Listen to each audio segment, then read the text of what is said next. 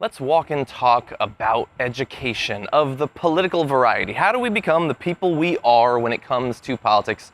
This topic was submitted on Twitter by Stephen J.C. Buckley, and he said, talk about the best and worst people who've ever educated you and why. And I do actually have some examples of that, and I want to talk about it because, I mean, look, all the videos that we do on my show and on the network, I mean, we are the way we are because of the people that exposed us to politics and values as we were growing up. And educators are one of the best examples of that. So first, the best. There were two professors that I had while I was at UConn, and I was doing a poli-sci undergrad, that changed the way that I thought about politics in one way or another. The first is a professor named Aksan Bayalgan. I think she's still at UConn, and she taught international relations courses that I was in. And she would start every class by asking the class to bring up topics they had been reading about or listening to podcasts about, like basically things that were in the news that they were interested in. And the reason I like this is because, one, I was exposed to topics from students that wouldn't have been brought up in class otherwise because they're not on a normal curriculum. And also it let me talk about things that maybe I had heard about on the Young Turks and was interested in.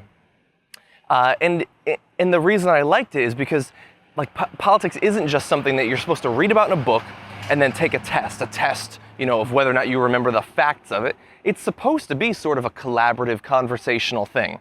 And so having those talks in her class is sort of the first step that brought me, I guess, to where I am right now, talking to you on these walk and talks. The second professor was perhaps even more important, though. His name was Craig Albert. I think he teaches now at Georgia Regents University. He was just a TA when I had him as a professor.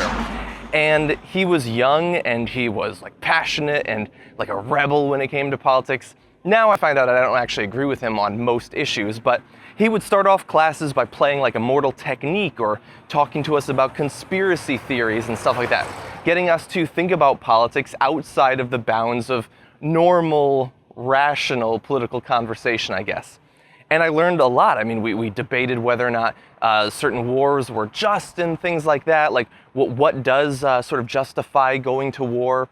Like these big questions about world-changing events that I hadn't really learned about. And he didn't just restrict us, like Oxen, he didn't really just restrict us to the books.